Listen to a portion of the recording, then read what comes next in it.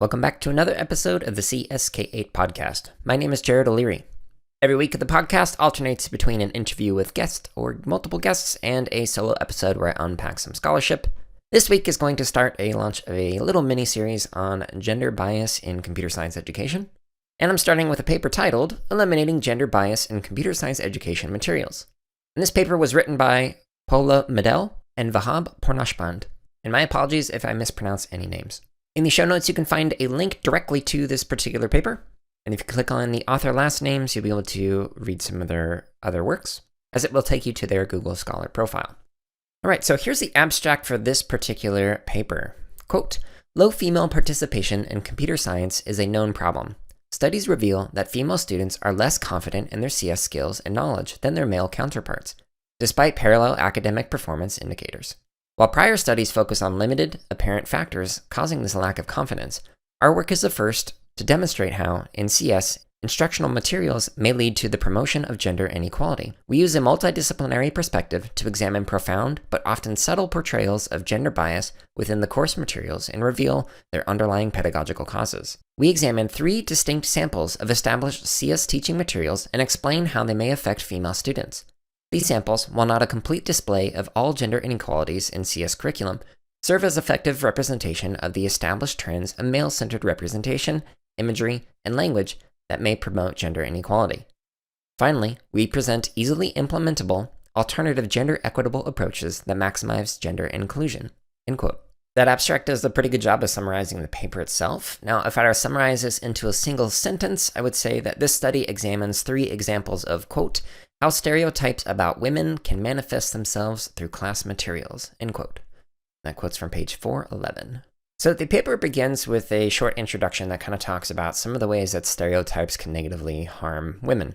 In particular, they talk about how it affects confidence in relation to computer science. So even when women are performing just as well as men, they're consistently having lower rates on their confidence rating in fields like computer science. So after the short introduction, the paper talks about the different materials that they analyze. So in particular, they analyze how names are represented within CS materials.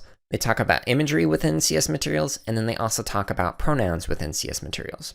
So in the paper, it first begins by describing a common problem in cryptographic protocols. So in this particular example, it's basically people sending messages to each other and showing how people can intercept those messages or change them or whatever.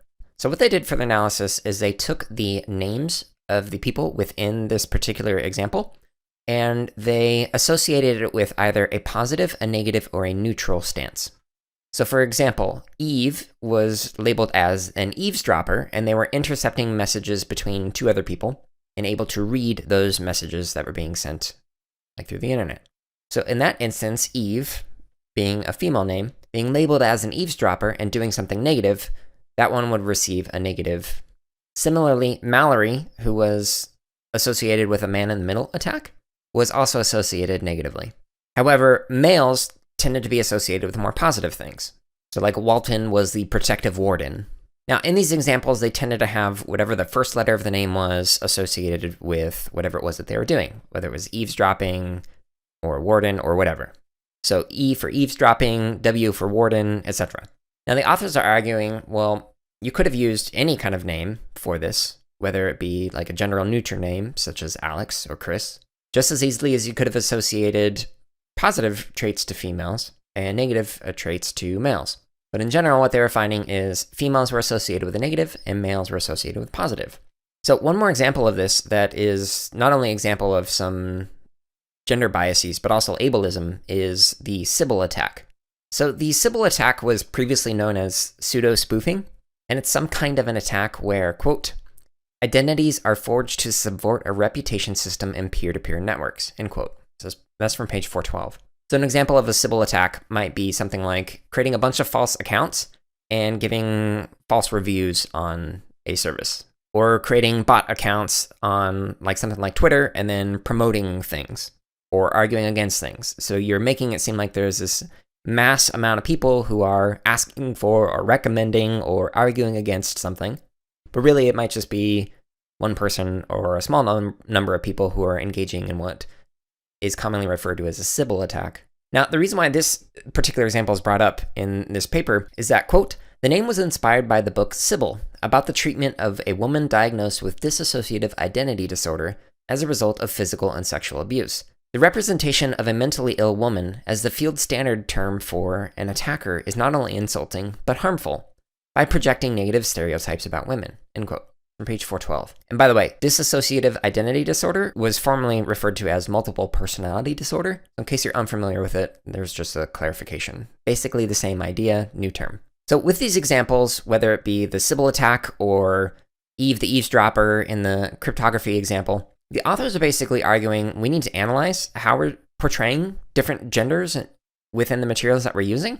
Now, here's the reason why. So here's a quote from page 412. Quote, by comparing characters with positively or negatively associated roles, we found clear gender discrepancies.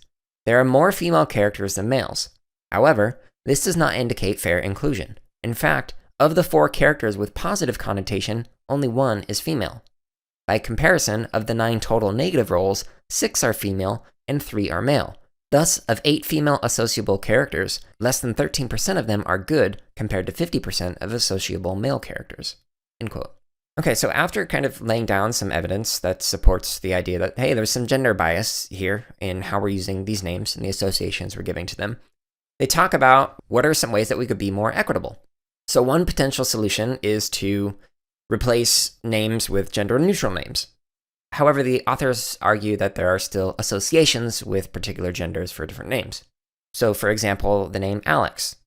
If I have a friend who identifies as female named Alex, I might associate Alex with female more so than I do with Alex with male or non-binary.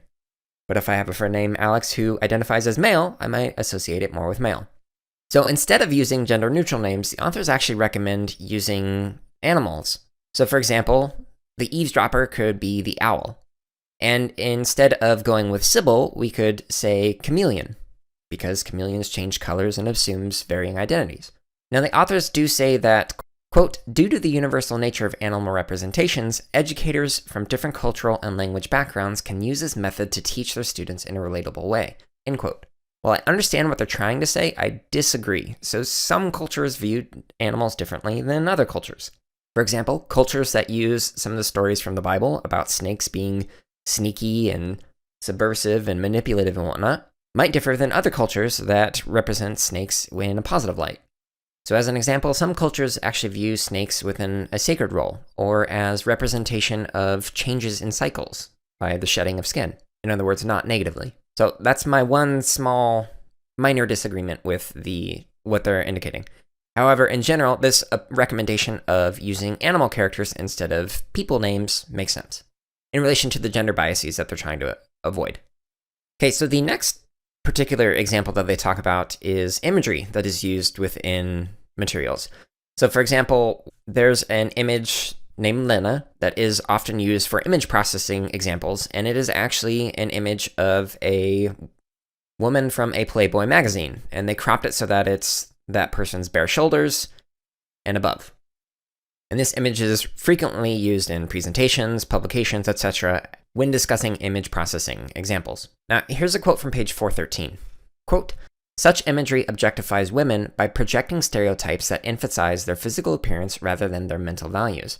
Objectifying imagery affects women's confidence and therefore academic performance in 2 ways, deteriorating their perceptions of self and lowering others' perceptions of them, end quote. Now, the authors point out that some people have actually flipped the image, so it was like a exposed version of a male in a similar way, in that they cropped it at the shoulders and above and had a male model as the example. But the authors argue that this is still an example of objectifying members of a different gender. So some people have recommended, well, instead of using sexualized imagery, how about we instead have positive imagery of different genders? So for example, having a picture of a woman holding a trophy, or a woman in leadership. But the authors actually recommend, instead of using pictures of people, to instead use pictures of monuments, such as like pyramids, or architecture, or things like that. The authors argue that this can help eliminate gender biases, and that when you need to use facial images as examples, so for example, if you are creating materials that's talking about facial recognition, and you need a picture of a face, then recommend that using some kind of a picture that empowers people rather than objectifies them. Now, I totally agree about the point of avoiding objectification of genders, but I just want to point out that there's some debate about whether or not this is a form of objectification or a form of empowerment. I'm personally not well versed enough in that kind of scholarship, in that area of study, to be able to explain more, nor am I a woman or identify as it.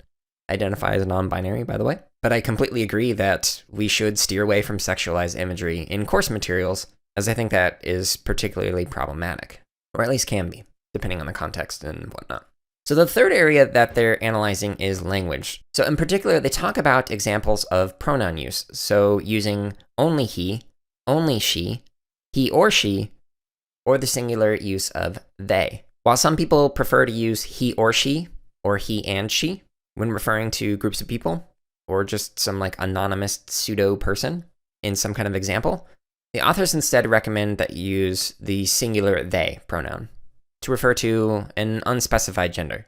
Now, as a non-binary individual, the pronoun they is the pronoun that most aligns with my own gender identity, but I personally don't have a preference, so you can use he, she, they with me, so it doesn't really matter to me. However, if you use they, it at least moves outside of the binary. It does not put a particular gender within a positive or negative light. It's more ambiguous, and it again accounts outside of the gender binary. So that recommendation totally relates to me, and I highly recommend it. Now, as educators, some of the things that we need to think about is the ways that we speak with our students. So it's not just in the materials that we submit, so not just the names, not just the imagery, not just the pronouns on the assignments that we give, but how we actually speak to people. So for example, a lot of YouTubers will use the "what's up guys" or whatever at their intro. And it's that use of guys that can become problematic. So I know some teachers who will avoid that and say, "Good morning, boys and girls," or whatever, something like that. But again, that then promotes the binary assumption with genders and makes non-binary trans individuals uncomfortable, or at least can. So we can avoid that by saying like, "Good morning, blank," just end there. Or something else, or using some kind of other group identity. So as an example of this, when I was originally creating the videos for Boot Up, where I walk through step-by-step how to do stuff in Scratch that kids are going to use, was very intentional with the opening line that I started with. So every single video, I start with "Welcome back, fellow coders." So it was a very intentional set of 4 words. I went with coders because it's gender neutral. It's also saying, hey, you are a coder, you are a programmer, you can do computer science. And by saying fellow, it's saying, hey, I can program, you can too. So it was trying to avoid any kind of gender associations, and basically saying, hey, welcome back to this video. I'm a coder, you're also a coder. Although some people might argue that I'm thinking way too much about word choice, it can have a huge impact. So speaking of impact, the authors took their suggestions and they actually implemented it into an experimental group that received the treatment, i.e. the replacements of people names with animals and the imagery of the sexualized woman with architecture or structures, and then replacing the pronouns with the singular they. So that's the group that received all of those treatments. And then a control group, which was a class that just had the normal CS materials with these gender biases in them. Now, what they ended up finding is that there was improvement for female students in terms of their confidence, while male students in either the experimental or the control group did not have any kind of statistically significant change in their confidence. So it did not negatively impact them, but it positively impacted females in terms of their confidence. So again, as a quick summary of the paper itself, they looked at names in course materials, they looked at imagery in course materials, and they looked at pronouns in course materials. Their overall recommendations were to avoid names and instead use animals, to avoid imagery of sexualized genders and instead use something like a structure, ideally a structure that is not like phallic-like or gendered, and then to use the singular they instead of he or she for your pronouns. As always, at the end of these Unpacking Scholarships, I like to share some lingering questions or thoughts, or sometimes rants like a couple weeks ago. So one question that I have that I honestly don't know and don't have an answer for is the shift towards animals and monuments a form of dehumanizing computer science? In other words, are we taking the human aspects out of it? Are we making this technological thing even less human than it already can be at times? And that, I honestly don't know. So I'm just kind of thinking out loud. Another question that I have is, when creating or sharing materials with students, what kind of demographic balances do you strive for? So are you trying to demonstrate equal relationships, match demographic proportions, Or are you leaning more toward marginalized identities to counter the trends? So for an example related to gender, and unlike the article, I'm going to include non-binary within this. So if you're trying to go for equal relationships, are you going to have 1/3 female representation, 1/3 non-binary representation, and 1/3 male representation? Or if you're going for matching demographic proportions, are you going to go for, these are hypothetical numbers, 50% female, 1% non-binary, and 49% male representation? And if you're going to go lean towards more marginalized identities to counter the trends, so for example, leaning towards 70% female representation, 20% non-binary representation, and only 10% male representation to counterbalance the overabundance of males within CS materials. And whichever direction that you end up going, might an approach like this unintentionally communicate messages that a certain demographic is not welcome within the CS community. In other words, does the pendulum then shift the other way? So if we look at gender within CS and say, well, there's an overabundance of representation of males, should we then shift the pendulums that we mainly focus on females' non-binary representation? Does that then unintentionally say males are unwelcome in CS education? And just like my question about dehumanizing, I don't know. Again, just thinking out loud. And it's something that I would love to see more research on and more conversations on within the field.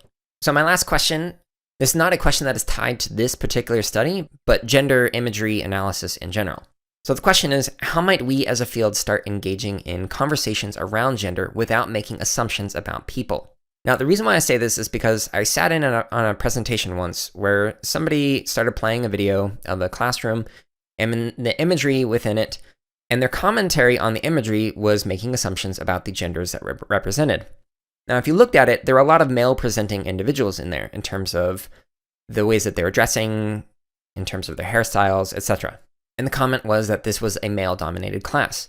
However, I would argue we actually don't know if that was a male-dominated class.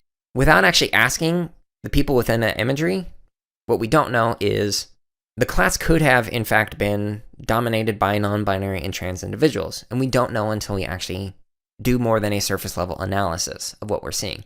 Now, I say this to say we should dive deeper into these gender discussions, but also in recognition of the larger point was that, yes, CS is largely dominated by males. Wholeheartedly understand that.